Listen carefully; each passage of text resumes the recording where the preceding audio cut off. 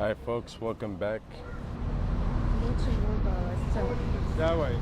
In this video we're gonna narrate, explain what happened when I went to Kisumu, which was pretty interesting because take this. By the way, sorry for the attire. I'm not your typical YouTuber, I really don't care. Let's put on a shirt. The sun is too nice. Anyway, here I am with my semi-fat self. It was like around 6 a.m. and I had arrived in Kisumu. As a matter of fact, let me pause the video for a second. So, at this point, I'm at. Okay, let me see. Let me go back. When I left, when you left, she told me there's a friend. There's a friend who She met the other time. And then I was quickly to follow her. I wanted to know. So my Uber driver, I had gone to the store, and this girl that I went with, she was playing games with my bag. She left with my bag. So I was following that bag. So instead of leaving the bag in the car, she took the bag with her. Went with the bag. With my bag? What? While I went inside the mall to a store. Because she left with your bag. You remember you left your bag in the car? So I was following that bag too. She left with my bag? You know, when you left a bag here. So when you left to go to see the friend, you went with the bag. With my bag? Yes. What? I had my GoPro. Carried it. Oh man, yeah, she's not trustworthy. Why would she do that? So, me. Yeah, so that was the Uber driver, Mike. But I was following like the bag. If she decides to run away, It was a black, Straight up blew up. black bag. it had this camera in it. Yeah. So she could have ran away. And Yep, that means protest. So I'm here with Mike. In this case, it was in Kisumu only. Joe. And today is, how do you say it? Mandamano. Mandamano. And that Yes. means there's a protest day.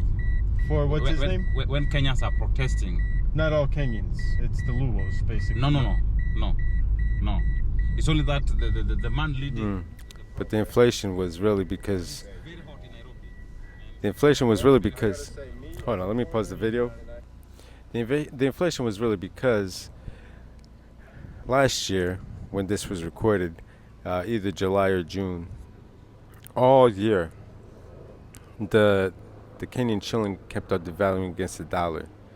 It devalued over 20% from the entire year. So if your currency devalues against the dollar, which is the reserve currency of the world, so when you buy oil, which basically affects the prices of everything, if it devalues against 20%, everything automatically is going to go up 20%. Almost everything. Even food. Even if you produce your own food here, the machinery, there's, I forgot how many thousands, but I know it's at least 3 or maybe 6,000 different products are made out of crude oil. So even the machinery, the lubricants, there's so many things, even petroleum jelly, that's why it's called petroleum. So many things that are in shampoo and in cosmetics and even in foods. So many things are extracted from crude oil, not just gasoline or diesel. So if a country's currency devalues by 20%, that means theoretically, unless you have reserves, if the country has like 100,000 barrels for emergency, for example, I'm just saying 100,000 barrels for an example, that they bought it when the price was low, and then they used the reserves, then you could manipulate the price a little bit. But if a country doesn't have that, and the price and your currency goes down by 20%, then automatically the price of oil should go up around 20%, because now you got to dish out 20% more shillings than last year. You understand? So these people, there was nothing that very little that the president could have done in terms of inflation. And since Kenya doesn't have the products that it exports aren't like high value items like United Emirates has oil, and Saudi Arabia, stuff like that, or Afghanistan has, I think it's the country with the most lithium. I believe it's lithium. That's why really the United States was there. Or precious metals like gold, silver, platinum, which is the main component in hybrid vehicles. Kenya is not rich, at least for now. It hasn't been discovered to have rich deposits except in Turkana and in the disputed region with South Sudan to have oil deposits. So in the meantime, while that is going on, it can't really extract the oil. So with that said, the price, unless a country has like oil, because an oil is really backed up by the U.S. dollar, vice versa. They're interdependent. Then you're going to be affected by how your currency is performing against the dollar. So all the currencies in the world were actually devaluating, even if it was just by a little bit. There was very few currencies that actually gained against the dollar in 2023. Most of them, they went down. So they were protesting about the inflation, but in all reality, there was little that the president can do. Going on. People are, I make one of the most Kenyans. I could feel the inflation a little bit. Yeah. So I could imagine. By the way, we stopped at minute 2:52. Now we're in minute 2:56. 59. 3 minutes. They have to sacrifice even the type of food they eat. They can't eat meat all the time. I tell you, it's They probably have the rice, a lot of rice and beans, cheap stuff. You know what I mean? True. So that affects people's nutrition. Yes. They have to sacrifice. And then the government again have introduced so much taxes. Let me stop right there. Minute 3:22. Actually, I said that it affects people's nutrition, but if you're smart about it, then you can actually do it in a positive way. Like instead of, at least here in Kenya and most places, certain vegetables are very cheap, like kale, collard greens, that sort of stuff. It's very cheap. Carrots are cheap to buy. So if cabbage is cheap, potatoes is cheap. So you could replace meat, other stuff, the junk food, the packaged meat, which is no good, the sausages, which are no good, a lot of that fake meat, with healthy, wholesome food. The problem is a lot of people don't, and a lot of people just go straight to pasta, which has no nutritional value, none whatsoever. Rice has very little nutritional value.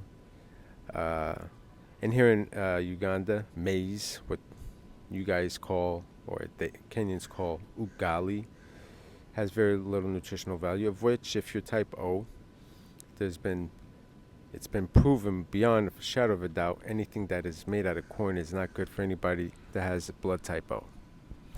So it depends on the way you approach, what you buy. I just felt like throwing that in. All right. By the way, before I move on, Kisumu is. Most people think Kisumu is the third largest city, but it's not. It's the sixth largest city in Kenya. It has a population of 400,000 after Eldoret, Ruiru, Nakuru, Mombasa, and Nairobi. The only one that surprised me here was Ruiru. I didn't know Ruiru had that much of a population. Me talking to Mike, the Luo driver. By the way, I have a funny story about him, but I'm gonna leave it off. Let's continue. Nutrition. Yes. And then the government again have introduced so much Taxes. tax on nearly everything.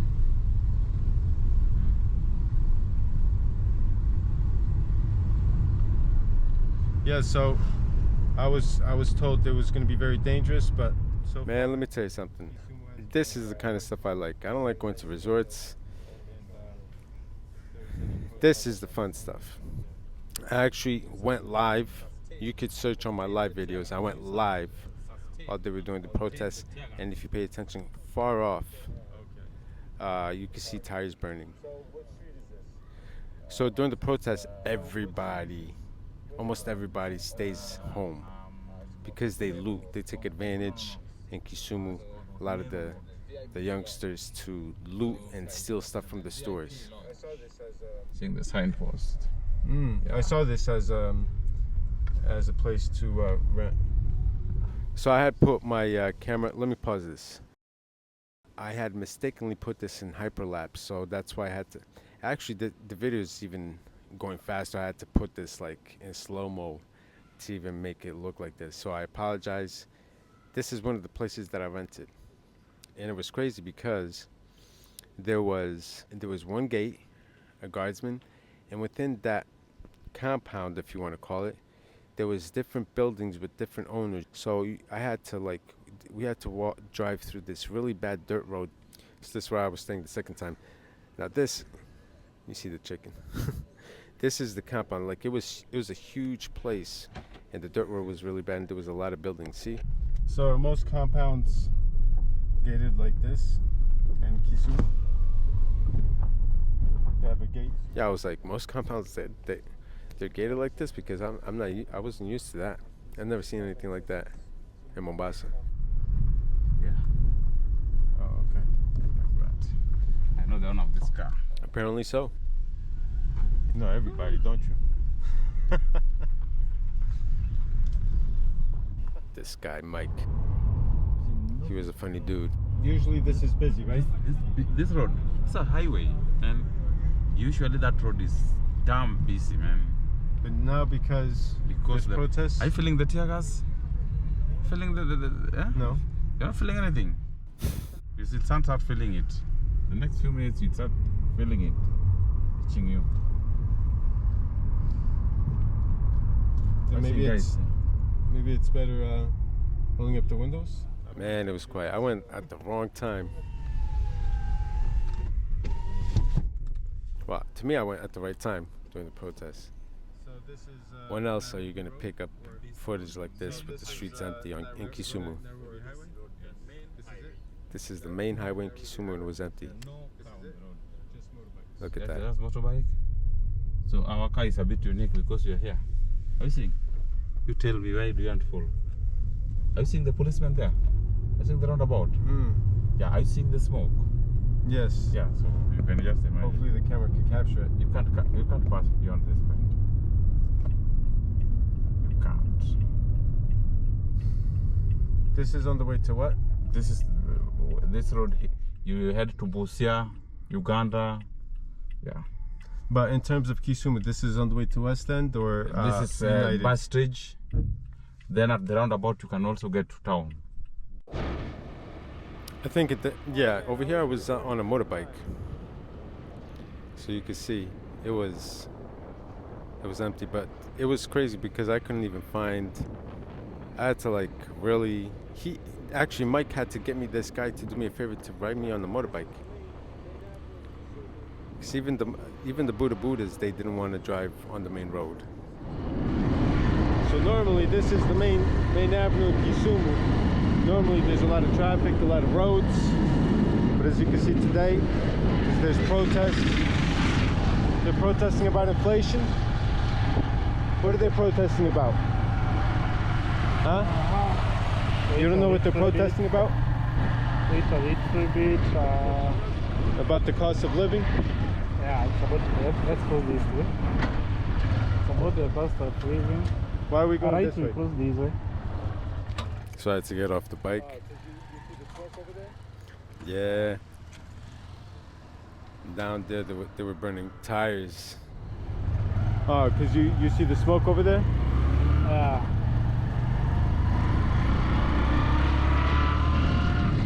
So on a day like today, the direction of the road doesn't really matter, does it? Yeah, it doesn't matter. Now we are entering the road here. What, to be more safe? Because you see fire over there? Yeah. That side over there you can't go. It's the most dangerous place in Kisumu is the demonstration. What's the name of that place? It's called Kondele. Anyway, this disrupted my trip to Kisumu, but in a good way. So, my friend had left. The girl who even let me pause this. So the girl, when we first got there, one of my bags had the lock pulled out, and I'm like, what the hell? We had stepped out for a minute, and when we came back, the lock was stepped out. I'm like, so we left to another place, and I'm like, there was no money in there because I use M-Pesa. As long as somebody has a phone number, you can send money. So I never carry cash, so there was no cash there, and I think then she blamed it on the staff, and it was just a hot mess. And then when he told me the story that you guys heard before, I was like, now it's like two strange coincidences, two strange stories, with the same person on the same trip, and I've never had that happen, and still till this day, a year later, I've never had something like that happen. Okay, so I was like, yo, this girl gotta go, because I can't trust her. So Go to Kakamega in the Matatu for 250 shillings. So $2. How far is the ride? How many Go from Kisumu to Kakamega, which is the 19th largest city in Kenya, and I think the largest city for the luyyas, which the luyyas are the second. Yeah, so yeah, they're number 2 with 14%. So Kikuyu number 1, luyyas.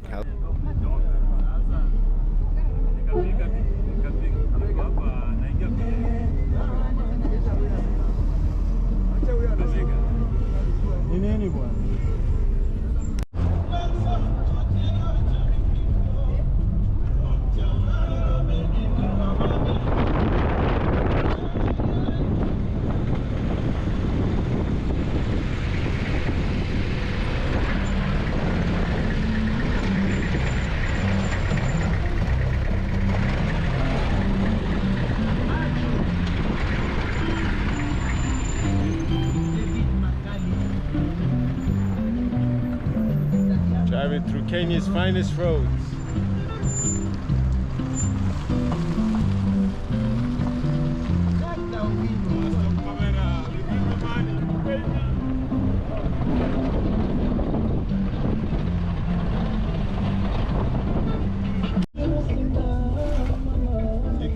And I'm in this matatu, which is basically a large minivan packed with people. You usually see these kind of vehicles in the U.S. like for hospitals, transporting patients, or correction facilities transporting criminals, but not. So I had to put the Kenyan accent, because when I speak American accent, a lot of people don't understand my English. So here we're finally in Kakamega. I think in terms of infrastructure, Kakamega needs a lot of investment from the government. Kisumu gets a lot of money. I think gets a lot of help from the Kenyan government, because the roads were good. The main road was excellent. Kakamega was just a different story. So now, here, that's pretty much it. My friend convinced me not to stay and go back to Mombasa. And I did. Unfortunately, I didn't stay longer in Kakamega. I wish I had known more people in advance, had more friends. So this right here is Nakuru. This area, Nakuru, Naivasha, it's very pretty. It reminds me of like, doesn't, except for a few trees, it reminds me of like I'm in Washington State, Colorado, or in Europe.